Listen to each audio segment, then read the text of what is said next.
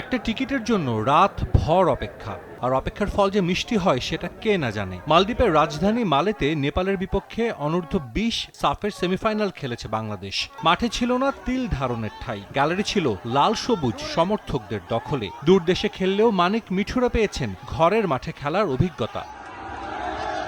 Bangladesh Nepal match শুরুর কয়েক ঘন্টা আগেই প্রবাসী দর্শকদের ঢল নামে মালে জাতীয় স্টেডিয়ামে। কড়া রোদের মধ্যেও লাইনে দাঁড়িয়ে মাঠে প্রবেশ করেন সমর্থকরা। অনূর্ধ্ব-20 সাফের ডিফেন্ডিং চ্যাম্পিয়ন বাংলাদেশ গ্রুপ পর্বে অপরাজিত থেকে নাম লেখায় সেমিতে। প্রতিপক্ষ হিসেবে নেপাল মোটেও সহজ না, তার উপর সেমিফাইনাল ম্যাচের চাপ। সব সামলেই জয় পেয়েছে লাল সবুজ।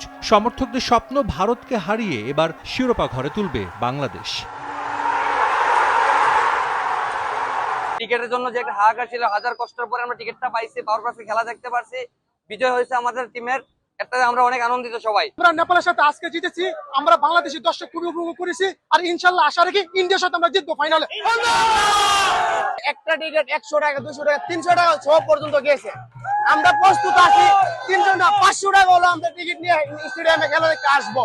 আশা করছি ভালো থাকছে সবাই, ইনশাল্লাহ আগামীতে আরো ভালো করবে, সবাই শান্তি দোয়া করবেন। রোনান ও ডেকলান তার নানির জন্যই বাংলাদেশের হয়ে খেলার সুযোগ পেয়েছেন, আর সেই সুযোগ কাজে লাগিয়ে রোনান বাংলাদেশের মানুষকে বিশ্ব মঞ্চে গর্বিত করেছেন। আগামীতে তারা আরো ভালো কিছু করতে পারবেন বলে আশা রোনান ডেকলানের নানি সুলতানা আলমের। খুবই খুশি দেখে যে আমাদের দেশের টিম এত ভালো খেলে, আর আমাদের এত মানে এনথুজিয়াজমটা দেখে। আর আমি খুবই কৃতজ্ঞ যে আমার নাতিদের জায়গা পেয়েছে এখানে।